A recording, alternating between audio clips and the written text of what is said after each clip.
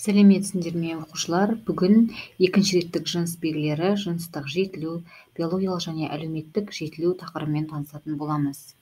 Жыныс бездерінің сырттай секреторлық қызметі аналық, яғни жұмыртқа жасушаларының және аталық сперматозоидтердің жыныс жасушаларының түзілуі болып табылады. Ал олардың ішкі қызметі, яғни қанға түсетін аналық және аталық жыныс гормондарын өндіру. Енді біз бүгінгі сабақта осы аталық жыныс гормондары және аналық жыныс гормондары туралы ақпарат беретін боламын. Аталық жыныс гормондары олар тестостерон және тағы басқа андроген сияқты екінші реттік жыныс белгілерінің қалыптасуына әсер етеді. Аналық жыныс белгілері эстрадиол, прогестерон деген гормондардың бөлінуіне және бетте, яғни денеде жалпы түктің болмауына әсер ететін болады. Енді осылардың әрқайсысына толығырақ тоқтала кетейік. Ең бірінші ол аталық жыныс гормондары. Қандай жаңағы гормондар бөлетінін айтып кеттім, алдыңғы слайдта. Яғни осылар, бұл гормондар әсерінен адамның қаңқасында, шеміршегі мен бұлшық етінде, сонымен қатар көмей шеміршегі белсенді дамиды. Ер адамдардың көмейі үлкен болады, ол 44 мм құрайды. Олардың дауыс байламдары ұзындау болады. Сондықтан көбінесе ер адамдардың дауыстары жуан болып келеді. Мойынның алдыңғы жағында қалқанша шеміршегінен түзілген дөңестеу шығыңқы болып тұрады. Яғни мойында көмей жұмыры өндіршік деп аталады. Өздеріңіз білесіздер ғой, ер балалардың, яғни мойында мына жерінде тамағында шығып тұрады. Осыны айтып отырмыз, көмей жұмыры және өндіршік дегеніміз. Сонымен қатар ер адамдардың тістері де гормондардың әсерінен әйелдерге қараған кезде өте ірі болып келеді. Оларда бауырда, бүйректе және бұлшық етте нәру синтезін күшейтеді осы гормондардың жұмысы. Және гормондар орталық жүйке жүйесіне де әсер етіп, ер адам батыл әрі қажырлы болып келеді. Осы гормондар олардың тез шешім қабылдап, яғни шапшаң қимылдауының барлығы да, яғни орталық жүйке жүйесімен осы және гормондармен байланысты болып келеді. Келесі бұл бізде аналық жыныс гормондары. Қандай гормон бөлетінін, бездерді бөлетінін жаңа алдында айтып кеттім бірінші слайдта. Енді бұлардың ерекшеліктері неде? Әйелдердің көмейі өте кішкентай болып келеді. Жаңа ерлердің 44 мм деген болатынмын, әйелдерде 36 мм болады. Осыған байланысты олардың дауыс байламдары қысқа болады және олардың тербелістері жиі болғандықтан дауыстары да жіңішке болып келеді. Бұлардың қаңқасы, бұлшық етінің даму ерекшелігі, яғни жамбас сүйектері жалпақ, қыз балаларды білесіздер, ал кеуде қуысы мен иығы керісінше дамымайды. Ұлдарда керісінше иығы дамиды, білесіздер. Әр адамдарда бұлар дамымайды. Және гормондардың әсерінен қаңқа мен бұлшық ет құрылысының әйелдердің типі бойынша майдың жиналуына, қыз балаларда білесіздер, май жиналады, сүт бездерінің дамуы байқалады.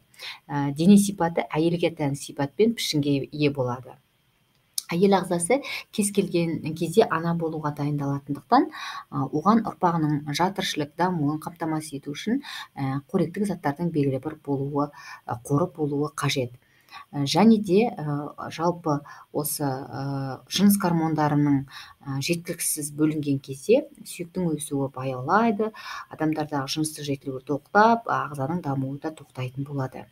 Ал егер ағзадағы жыныс гормондарының ара қатынасы бұзылатын болса, онда ер мен әйел адам тәрізді пішінге ие бола бастайды. Және әйелде мұрт пен сақал өсе бастайды. Яғни осындай еркек адамға дене пішіні жалпы ұқсайтын әйел адамды көрсеңіздер, оларда ер адамдардың жыныс гормондары көбірек бөлінгенін біз байқай аламыз. Яғни ара қатынасы бұзылуы деп тұр, өзінің белгілі мөлшері болады ғой, сол мөлшерден көп бөлінген жағдайда деген сияқты мысалы.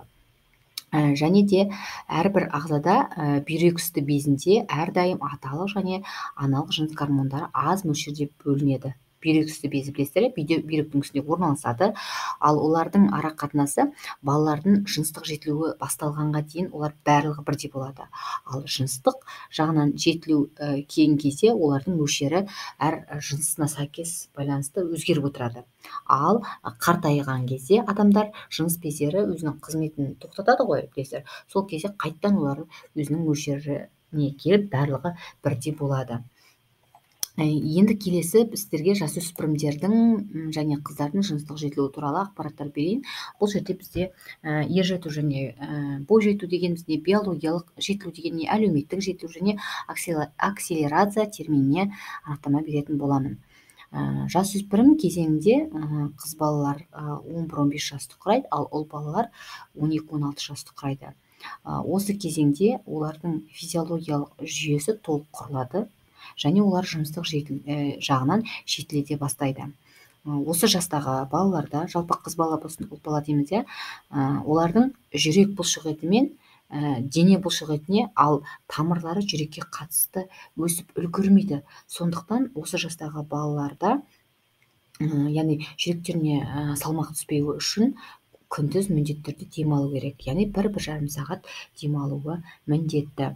Және де осы кезеңдерде оларда өтпелі кезең жүреді, оны білесіздер, барлығыңыз өттіңіздер. Өтпелі кезеңде, яғни сіздер көбінесе ашуланшақ боласыздар, мінездеріңіз, көңіл күйлеріңіз үнемі өзгеріп тұрады. Осы кезде сіздер өздеріңізді, яғни жақсы бір нәрсеге, хобби дейміз, өздеріңізге ұнайтын нәрсемен айналысуға, өздеріңізді дамытуларға көбінесе көңіл бөліңіздер. Және осы кезеңде ата-аналарын ренжітетін балалар болады. Сондықтан анаңызды, өзіңіздің ұстазыңызды, кез келген адамды яғни ренжітпеуге, өздеріңіздің мінез-құлықтарыңызды реттеп, әдепті болуларыңыз қажет. Өздеріңізді жаңағы басқа нәрсені үйренуге көп көңіл бөліңіздер, кітап оқыңыздар, немесе басқа домбыра тартыңыз деген сияқты шығармашылық бағытта болсын, әртүрлі салада сынап өздеріңізді, ойларыңызды сол нәрсеге бөлулерге тырысыңыздар. Және ер жету және бізде бой жету дегеніміз бар. Ер жету және бой жету дегеніміз ол бір қалыпты, өзіне сенімді, айтқан сөзге берік және алға қойған мақсатқа жетуді айтамыз. Ал биологиялық жетілу дегеніміз ол ағзаның физиологиялық тұрғыда көбеюге дайын болған кезден басталады. Ал әлеуметтік жетілу дегеніміз ол физиологиялық емес, психологиялық түсінік. Осы ересектердің көмегінсіз өз бетімен, мысалы биологиялық болған ұйқы, тамақ жатсақ, ал әлеуметтікке кәсіби, қоғамдық, шығармашылық және тағы басқа қажеттіліктерін қамтамасыз етуді айтсақ болады әлеуметтік жетілу деп. Енді әлеуметтік жетілу ұл балалар мен қыз балаларда қалай жүреді? Көбінесе қыз балаларда ол 15-20 жаста болса, ал ұл балаларда 16-21 жас аралығында әлеуметтік жетілу жүреді. Жаңа былай айттық, біз бұл физиологиялық емес дедік қой, психологиялық дедік. Және әлеуметтік жетілудің басталу уақыты болып табылады. Көбінесе осы уақытта ұл балалар болсын, қыз балалар болсын, мектеп бітіріп жатады, аттестаттарын алады, әртүрлі мамандықтарын таңдайды, ұл балалар әскерге барады деген сияқты жаңағы уақытта олардың қаңқасының қаптасуы жүре береді осы уақытта. Және олардың физиологиялық үдерісі нақты осы уақыттарда орнығады. Және де олардың жүрек қан тамырлары жүйесінің қаптасуы да жүреді. Және ал психикалық үдеріс дейтін болсақ, ол адамның есте сақтау қабілеті мен ойлауының барынша дамуын айтамыз. Келесі термин ол бізде акселерация. Акселерация деген заманауи адам ерекшеліктерінің бірі болып табылады. Яғни ол анықтамасы дененің массасы мен өлшемінің даму және арту қарқындылығының жылдамдау үдерісі. Яғни жылдамдау деген сөзден сіздерге түсінікті шығар деп ойлаймын. Бұрындары 20 ғасырларда яғни балалардың бойлары аласа болып келген, оны білесіздер. Ал қазіргі кезде олардың бойлары, мектеп жасындағы балалардың бойы жылдам өсіп кеткен. Міне қараңыздар. Осыны бұрын мысалы 20 ғасырларда 14 жастағы балалардың бойы 145 сантиметрді құраса, ал қазіргі кезде олар қаншама есеге үлкейген, 160-170-ге дейін барады. Және де мысал ретінде біз бұған жаңа туған баланы алатын болсақ, мысалы 1900 жылы Мәскеу қаласында 2800-2900 грамм болған ұл балалар мен қыз балалардың дүниеге келуі, ал 1999 жылы ол үлкейген, яғни 3200 салмағының өзі 3,5 граммды құраған.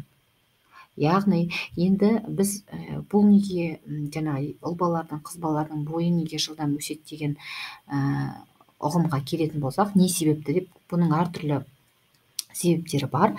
Бірақ көбінесе ол бұрынғы кезге қарағанда қазіргі кездегі тамақтанудың жақсаруынан, түрлі дәрумендерді қабылдаудан, жалпы радиоактивті аяның және атмосферада СО2 мөлшерінің артуынан, құстар мен жануарлардың етін өндіру кезіндегі карбондық препараттарды қолдану салдарынан деп айтып жатады. Яғни осы мысалдардың бірі акселерацияның себебі болып табылады. Енді осы тақырып бойынша сіздерде сұрақтарыңыз болса, міндетті түрде қойыңыздар. ұбт-да көбінесе жаңағы айтып кеткен анықтамалар туралы, аналық жыныс гормондарының ерекшеліктері, жаңағы көмейдің ұзындығы, әйел адамға қандай қасиеттер, жаңа дауыстың жіңішке болуы, ұлдарда дауыстың жуан болуы деген сияқты сұрақтар бізде көбінесе жиі кездеседі. Сондықтан бұлардың барлығын өздеріңізге дәптерлеріңізге конспекттеп жазып алыңыздар. Келесі сабақта кездескенше сау болыңыздар. Комментарий жазып, лайк басып, тіркелуді ұмытпаңыздар міндетті түрде.